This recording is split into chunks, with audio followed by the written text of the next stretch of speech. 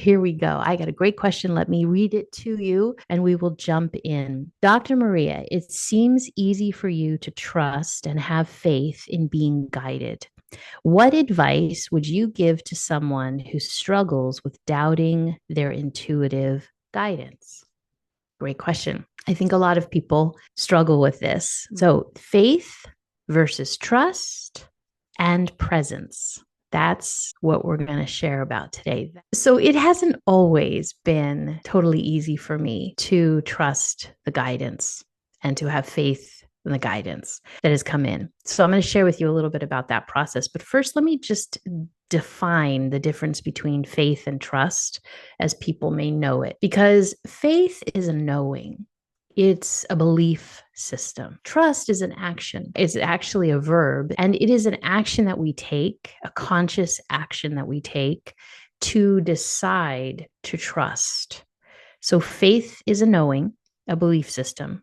Trust is an action that we consciously take, and they really need to go together in order to create the space to allow in whatever it is that we want to allow in. When I say that I didn't always easily trust, definitely didn't always easily have faith, I want to just share with you just a little bit about that because it may resonate with you. I have always been highly intuitive, as I'm sure if you're listening to this podcast, most likely you have always been highly intuitive.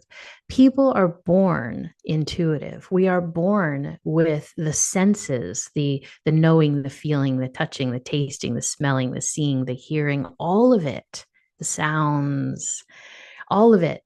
We are born with that. Some people are more open to it. Some people are more encouraged for it. And some people it's just more kind of present and ready. And their environment that they grow up in can nourish that and support that. But everybody has intuitive guidance and intuitive knowing and intuitive sensing and that internal guidance system that is totally unique to them, that whatever advice comes in from anybody else, it never compares to that internal knowing. But we turn it off. Many of us turn it off at some point or turn it way, way down. I don't think we can ever turn off our true intuitive knowing, but we can stop listening to it in a way. And I know for me, when I was very young, I think I was 7, and I remember very distinctively shutting it down. What I was experiencing at nighttime, I was seeing ghosts move in my room. I was hearing things. I was very scared. And had I just talked to my mom about it, it would have been fine. My mom is highly, highly intuitive. And she probably would have just nurtured me and just talked to me about it and said, okay, well, that's nice. Just make sure that you're keeping yourself in the light and you can always call on the angels and things like that. She would have probably done that and I would have been fine. But instead, I remember sitting in my driveway of my house and saying, no more. So vivid in me was a very powerful moment. And the reason why also I had to make sure I went back and remembered that powerful moment is because as I developed through my life and I realized that intuition and my intuitive gifts were really important to me. And when I shut them down, I often got sick. I didn't feel well. There were all kinds of things that came up. And then, of course, going into my energetics training, my medical Qigong training, all of that beautifully and safely opens your intuitive gifts. And so, as I was moving through, reopening things, being conscious of things, being okay with things, I had to go back and remember the time when I consciously shut it down. And so I share this with you because you may also remember a time when you consciously decided not to follow your intuitive guidance, not to listen, that it can't be true, that it's, made up or whatever it is. And if you're listening to this episode, chances are that you don't really believe that you really want your intuition to be a part of your life, that you really want that guidance to move you step by step in your life. And so it can help to go back and to remember that time and to acknowledge that it may have felt very necessary at that time and to love that moment. Just allow yourself to be okay with it. You didn't do anything wrong. It just, that was what you needed to do at the time. and then to change that, to shift that, to make a new choice. So, do you remember when I said in the beginning, trust is a verb and it's an action? It's a conscious action to trust in something. And it steps us forward. So, by forgiving or releasing or healing, acknowledging all of that, a time when we consciously shut something down, we are now moving into a new state of trust, allowing for what is good for us now, what is for our highest well being now to emerge. So, this is why the going back and the healing is important. So, in the beginning, I said we're going to talk about faith, trust, and presence. Presence, being present, being able to be aligned in yourself, which I talk about all the time, right? Moving into alignment, grounding into the earth, allowing yourself to extend and expand into the universe, being aligned into your heart, being grounded and aligned into your center core of light, allowing yourself to be fully present in the moment allows your energy to be with you instead of scattered and all outside of you. And it allows you to be in a space where you can sense whatever it is you need to sense.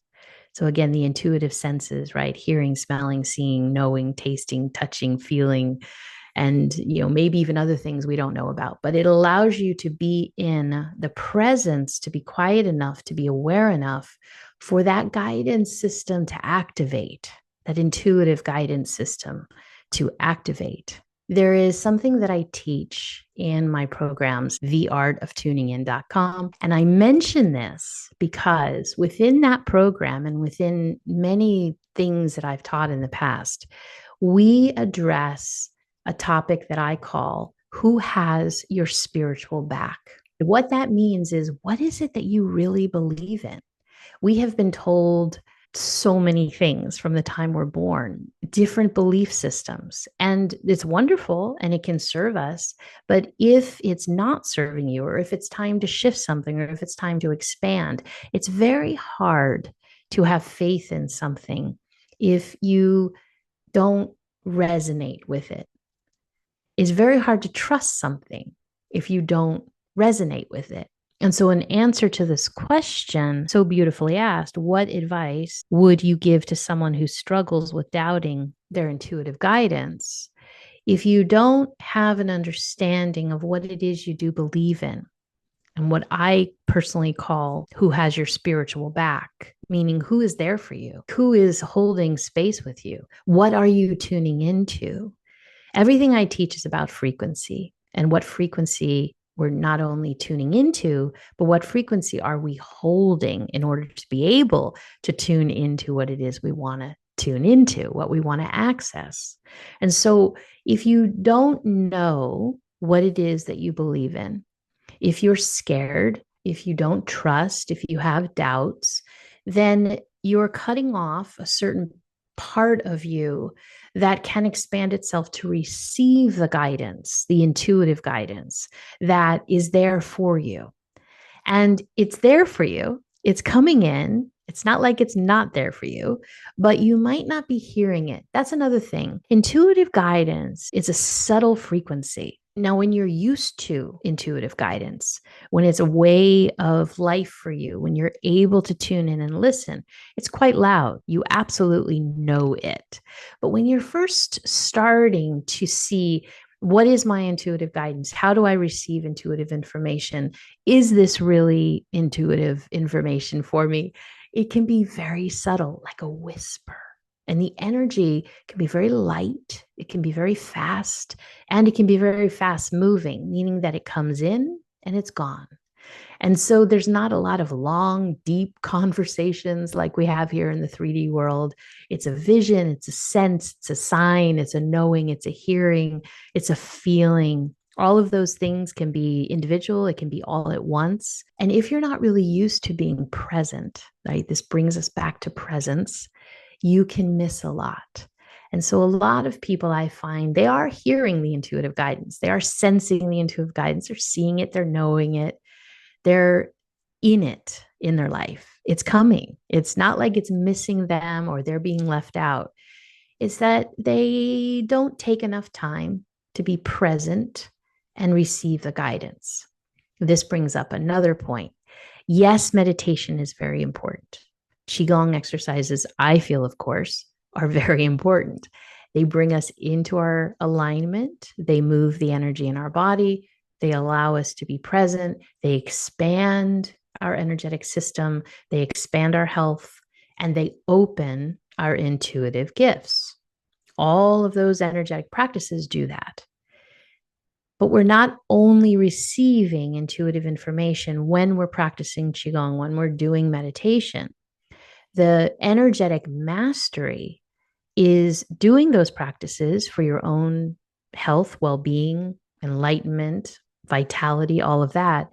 But then how do you carry yourself into the rest of your day and your night?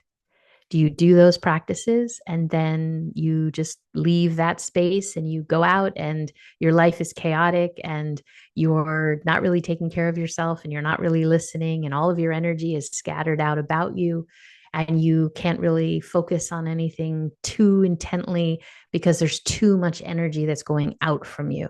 So then you're losing your presence. And this is not a criticism at all. This is very, very common.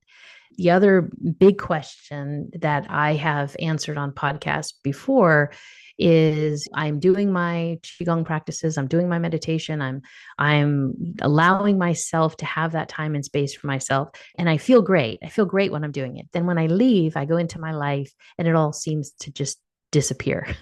And so I would say, well, the energy's dissipating because you're allowing through your lifestyle for the energy to dissipate because, again, not a criticism, you just haven't learned to be able to take that frequency from your practice into your life. And of course, that is why we cultivate our energy. It's why we clear our energy. It's why we practice. So please join me in accessing your center core of light because you're going to learn to clear your vibration. You're going to learn to clear your body. You're going to learn to cultivate your energy. And the whole point is to be able to align yourself and carry that forward into everything that you do in your life. And so as you learn to do that, you learn to move into your life with a state of presence where you pick up things differently. You learn to look through things differently. I've spoken before, and I'm sure many podcasts now, about the energy behind someone's words. Can you follow the energy behind what's going on? When you follow the energy behind what's going on, you can see the truth of a lot of things. There can be a lot of smoke and mirrors that are placed in front of you, a lot of, hoo, rah, rah. But when you follow the energy behind it and you're very present, you can understand the more truth of situations. And it's the same in your own guidance system. When you are present and aligned, the universe, whoever has your spiritual back, and that is part of your belief system, can communicate with you more easily. So again, I believe we're always being communicated with. It's not like anybody is left out. It's where are we on the frequency scale that we can hear it or not, that we can take it in or not, that we understand what it is we're seeing, hearing, feeling, sensing, tasting, knowing, right? All of the senses.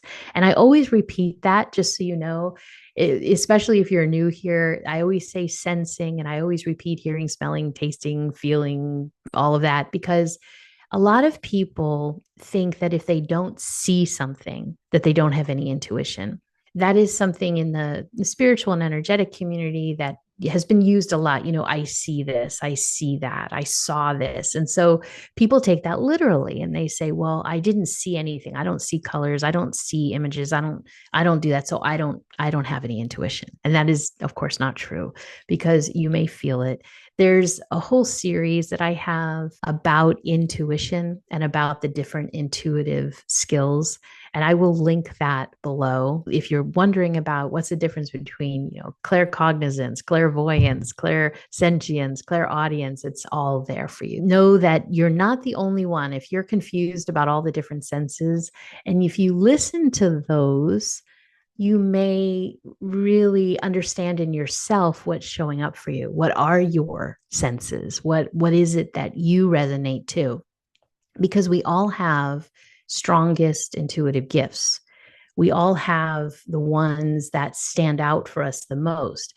A great trick, though, is that as you're continuing to expand your energetic cultivation, is that more and more of those gifts come online. So, for example, when I was growing up, I'm definitely empathic. I feel everything. And I've had to learn through my life, especially with working with people, that I don't have to take on those feelings the way that I used to when I was young. And part of intuitive training and energetic cultivation is to be able to use all of your intuitive senses.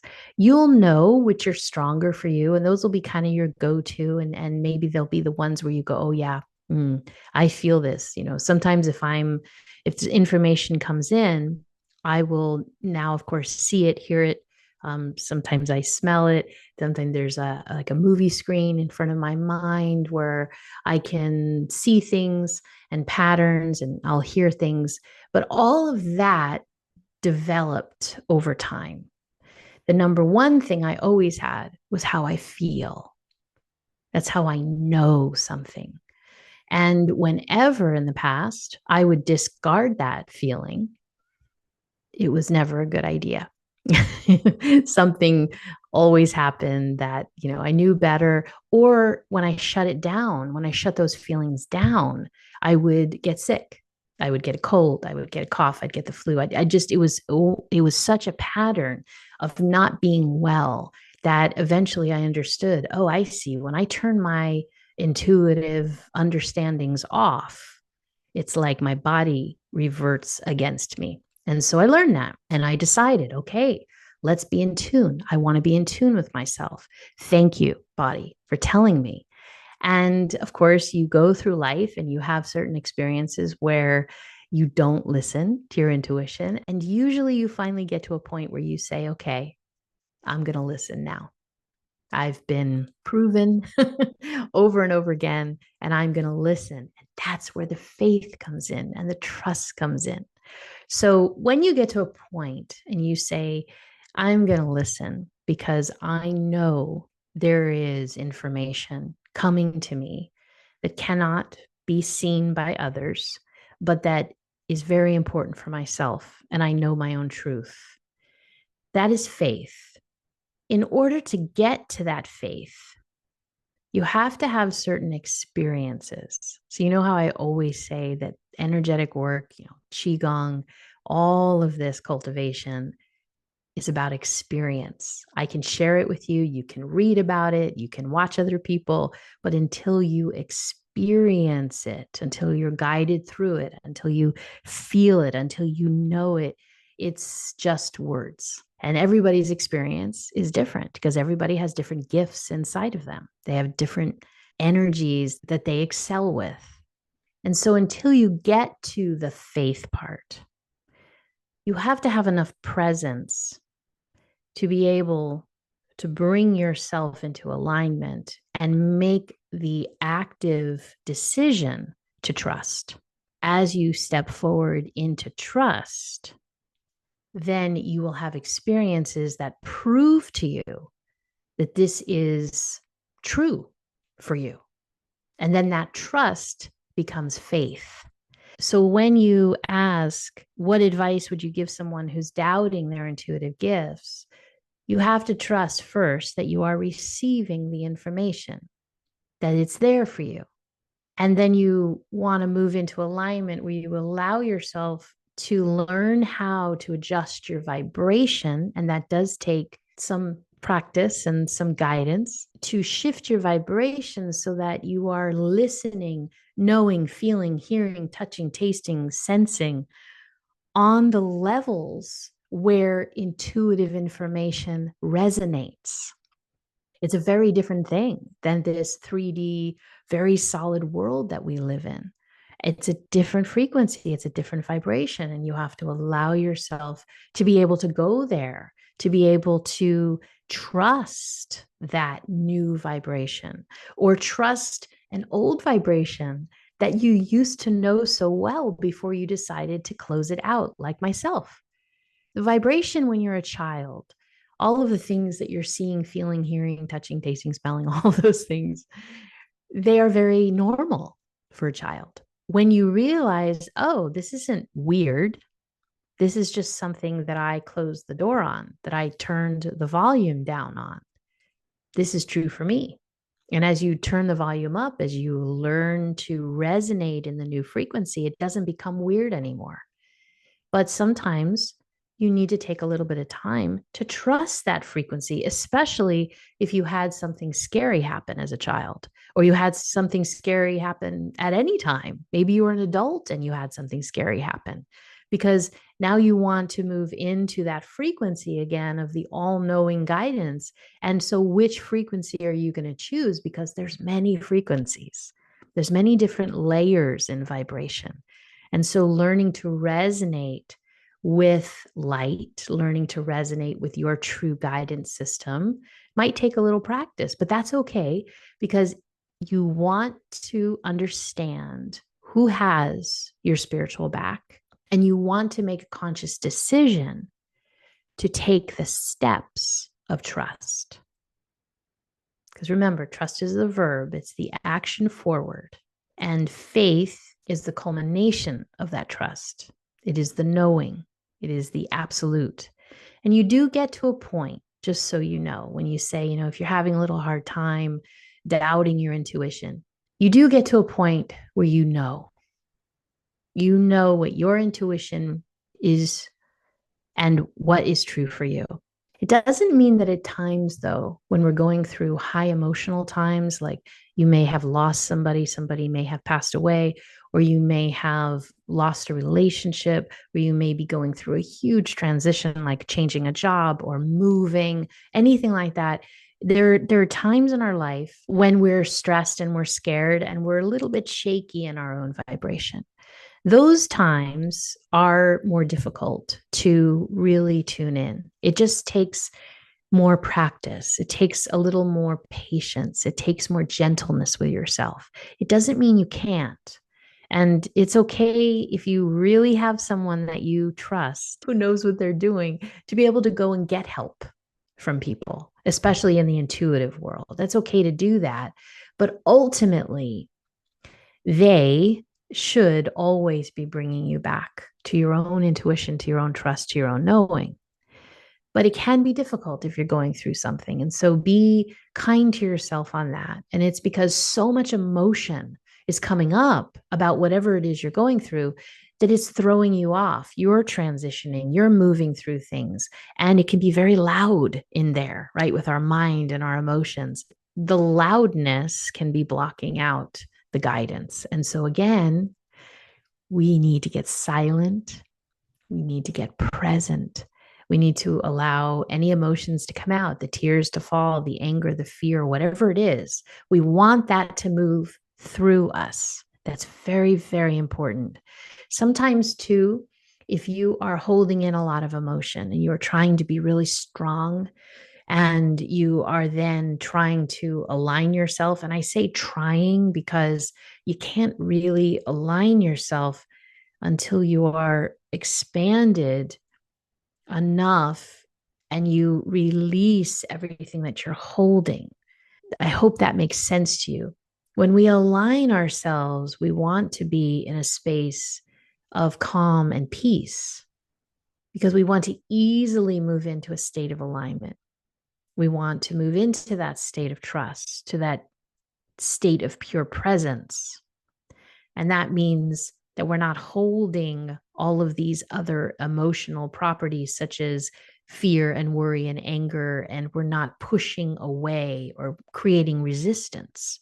So when we have a lot of emotions going through us or a lot of thoughts going through us, we may be creating a lot of resistance, which of course becomes very difficult for us to move into alignment. And so that is why you allow the emotions to move through you. You allow yourself to let it go so that the resistance falls away. And now you're able to exhale and to be present within yourself.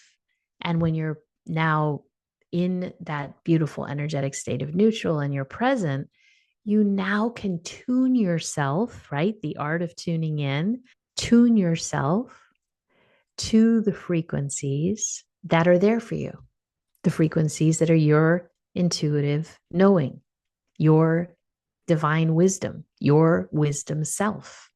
So it does take a little time sometimes, especially, like I said, if you've had experiences maybe that were scary, or you've been made fun of, or you've just kind of been blocking a lot of it in your life. Maybe it just wasn't appropriate, it wasn't accepted. And so you kind of knew it was there, but you really didn't listen. And now your body and your soul are calling to you and saying, I need to follow my intuitive guidance. I want to follow my intuitive guidance. I am intuitive. I would like to be intuitive. I would like to receive intuitive guidance. So, as a recap, who has your spiritual back? And that's something that, again, we go through in accessing your center core of light. And presence. Can you be present enough and release resistance enough so that then you can make a conscious choice to move into a state of trust? And through the trusting, through taking the steps of trusting, you are then shown the evidence, and that moves you into faith. So those are the steps that I have used that have helped me tremendously. And I just want to say, it's okay to doubt, and it's okay to be afraid, and it's okay to not be sure, and all of those things. You'll probably find that the more that you allow yourself to move into your intuitive knowing, that your logical mind and your intuition and your emotions, they all work together. So in medical Qigong, we always talk about the heart and the mind. The heart, or the Shen in Chinese medicine, medical Qigong, the heart is the wisdom. It's the knowing. The mind is the mind, what runs us. But the heart is the wisdom. Our mind has learned things that keep us safe here in this physical world. So when we can use the heart and mind together, when we can align them together and move through life in an intuitive and also use the logic that we know, then we really open ourselves to different experiences and really different knowledge that comes in, because we're not resisting, we're balanced. That's really important. Balance is everything, and it is expansive. Keep the questions coming in. Leave me a comment, share your insight, let me know, ask your question. Bye for now.